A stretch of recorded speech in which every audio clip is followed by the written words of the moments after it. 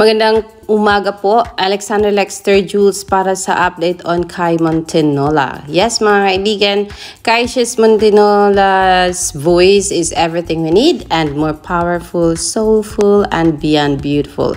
Yan po ang ipinakita ng isang Kai sa isang event sa South Cotabato. Na kung saan naghiyawan po ang mga nandoon. Ang sabi nila, kaganda ng boses ng isang Kai. I know maganda talaga ang boses ng isang Kai. After siyang ma-interview at kumanta ng mga theater song, kasi nga idol niya rin daw si Lea Salonga mga kaibigan. Pero she's not just a singer mga kaibigan, but also a dancer. Sabi daw kasi ng mga bashers niya, singer lang yan, hindi naman yan dancer. Kaya ayun, ipinakita ni Kai ang kanyang kagalingan sa pagsayaw sa big event dito sa South Cotabato mga kaibigan. Ayun. At ang sigaw ng marami, ang ganda pala ng batang itong galing sumayaw. O diba? And sabi dito, Kaisha wants to be in P-pop too daw, aside from being a performer. O diba? Why not, right? Know that we will support you on that journey if ever, sabi ng mga taga-suporta ni Kai Montinola. Narito po ang interview na yan ni Kai. Merong girl group na, you know what, interesting question. Kasi I was thinking about it. I never thought of it before coming inside PBB. But, kasi sa PBB, sa loob ng bahay, we do like songs and like dancing with a group. So I was thinking, meron nga kaming group, di ba, yung Big Four Little Sinigang PBB Mix. So I was like, what if P-pop? What if merong girl group na nandun ako? So I was thinking, is it a possibility? So I wanna dive into that world of P-pop. If I can, I will. So let's manifest that talaga, di ba? Manifestation.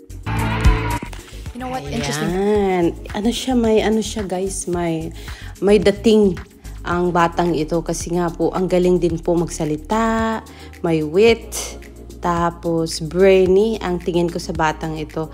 And her looks parang ang ganda panoorin araw-araw sa isang teleserye. But I think hindi pa man hinog, pero for sure nakikita ng management niyan ang kagalingan ng isang Kai. So, ang sabi nila, she is an all-rounder girl. Ayan po, mga kaibigan. At meron na siyang bagong endorsement. Diba? Galing-galing ni Kai. Hindi man siya big winner, pero winner na winner siya sa mga puso ng mga tao. Imagine from the Star Magical Ball, she won this Shein Good Look Shiny, diba? Tapos, ito nga, parang so far ang narinig ko dito ay dalawang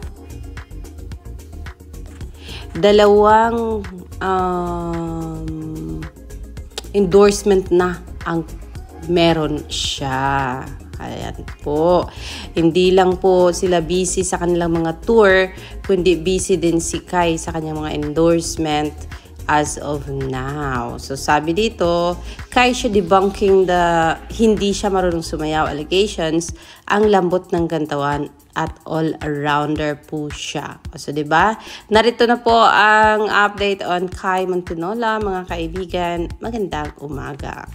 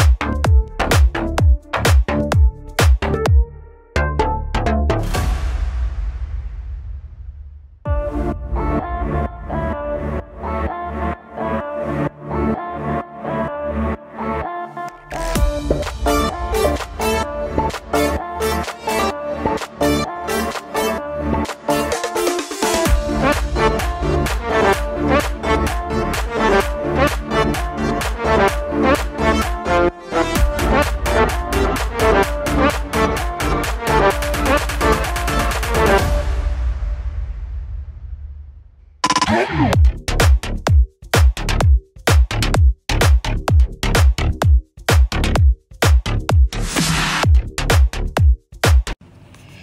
pa lang ito ng pag-feature natin kay Kai Montanilla dito sa ating channel mga kaibigan, and hopefully we'll bring you more about her in this channel. Magandang umaga po sa inyong lahat.